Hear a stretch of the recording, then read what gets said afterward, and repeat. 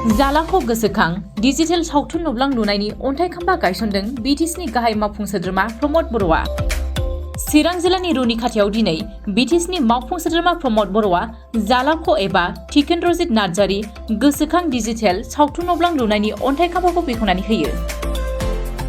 बे अन्थाइ खाम्फा बेखेवनाय हाबाफारियाव रायजो सभानि MP Rwngwra Narzary EM, Dhananjay Basumatary MLA, Lawrence Islary MCLA, Madhab Chandra Sethri आरो गोबां दैदेनगिरिफोरा बाहागो लायो।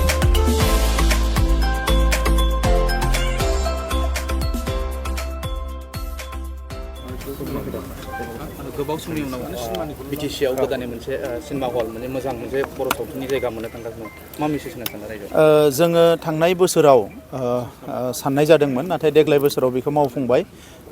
जोंनि बर' माहारिनिफ्राय माखासे आगोलनिबो गागि माखासे जोंहा फावगिरिफोर दङ, एक्टर एक्ट्रेसफोर दङ आरो गोबां क्रिएटिभ माखासे सुबुंफोर, सोरजिलु आखुनि सुबुंफोर दङ।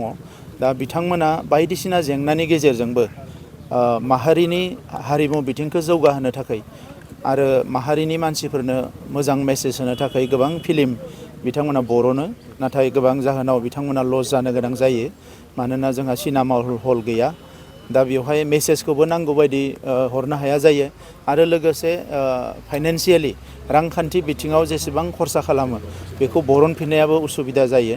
दा बिनिखायनो जोंनि सरकारा जिहेतु बर' माहारिनि खोथाखौ साननानैनो जोङो खामानि मावनो फैदों आरो जोंनि राव थुनलाइ हारिमु गुबुन गुबुन बिथिंखौ जोङो जौगाहोनायनि थाखाय हाबाफारि लादों। दा बेवहाय नैबेबो मोनसे जोंनि मैखोम खामानि होननानै जों सानदों आरो बिनिखायनो देग्लाय बोसोरावनो गंबा बिथां जालाख'नि मुङाव आलायारन सिनेमानि बिथां सासे एक्टर आरो बयजोंबो सिबिजानाय टिकेन्द्रजित बिथांनि नार्जारिनि मुङाव जोङो गंबा सिनेमा हल देग्लाय लुनो सानदों आरो गंसे सिनेमा हलाव 2,20 लाख रां खरसा जागोन आरो बियो मोजाङै गोदान टेक्न'लजि जागोन।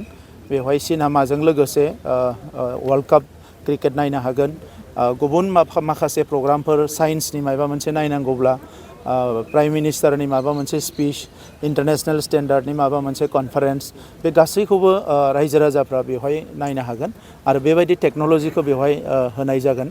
दा बेनिखायनो आं मिजिंथिदों जाय बिथांमोना दिनै गोबां खस्थ' खालामनानै फिल्म बरनगासिनो दङ बिथांमोननि थाखाय बेयो मोजां जागोन आरो बिथांमोनखौ आं खावलायो फैबाय थानाय समाव आरोबाव मोजां फिल्म बरननानै जोंनि सावथुन जि जोंनि बर' सावथुनखौबो नेशनेल इन्टारनेशनेल स्टेन्डार्डआव लांनो हायो आरो जोंनि माहारिनि मुंखौ बिथांमोनाबो गोजौआव लांनो हायो आरो लोगोसे बायदिसिना थासारिफोरखौ फोसाबनायाव गोख्रों माखासे रल लानो हायो। बेखौनो मिजिंथिनानै आं बिथांमोनखौ खावलायनाय जाबाय आरो दिनै रुनिखाता ओनसोलनि रायजो राजाखौ आं साबायखर बावदों। गिबिसिनाव बिथांमोना हाखौ बरननानै होबाय आरो थाबैनो जों हाखौ मोननायलाय दिनै अन्थाइ खाम्फाबो गायसननो हाबाय। गुबुन जिल्लायावबो हाया जानानै दङ। खम समनि गेजेरावनो जोङो गुबुन जिल्लायावबो लुनायनि खामानिखौ जागायगोन आरो रुनिखातायाव थाबैनो बे सिनेमा हल लुनायनि खामानिखौ जागायगोन। आलायारन फिल्म बेखौहाय बे ओनसोलनि रायजो राजा बा गोदान जेनेरेसननो देखायनो थाखायहाय लायनाय जादोंमोन नोंथांमोननि सोरखारनिफ्राय, खिन्थु दिनैसिम रायजो राजाफ्रा नुवाखै होननानै माबा जागासिनो। जाय बिथांमोना फिल्मखौ बानायदोंमोन आरो जाय बिथांमोना बेवहाय फाव लादोंमोन बिथांमोना बे फिल्मखौ दिन्थिगोन होननानै बुंदों। जोङो सरकार हिसाबै जिहेतु बियो मोनसे माहारिनि प्रपार्टि, जोंनि हारिनिनो मोनसे प्रपार्टि, बे हिसाबै सरकारा जोङो बेखौ जेला मिथिबाय जे बिखौ मुम्बाइआव दोननाय जादों आरो बियो डेमेज जालांनो हासिगौ, बेखौ गोबां बोसोर नायसनाखै, बेखौ जेला मिथिबाय जों लोगोनो जोंनि माखासे जोंनि गोसो गुदुं सुबुंफोरजों लोगोसे बिथां जोंदाव बड'सा बिथांनि नेतृत्वआव थिनहरनाय जादोंमोन आरो बेबायदिनो जोङो बिखौ लाफिननानै फैनाय जादों। थांनाय बोसोरावनो बियो सफैदों। दा बिथांमोना हयथ' थाबैनो रायजो राजाफोरनो दिन्थिगोन। आंबो नायनो लुबैगासिनो दङ।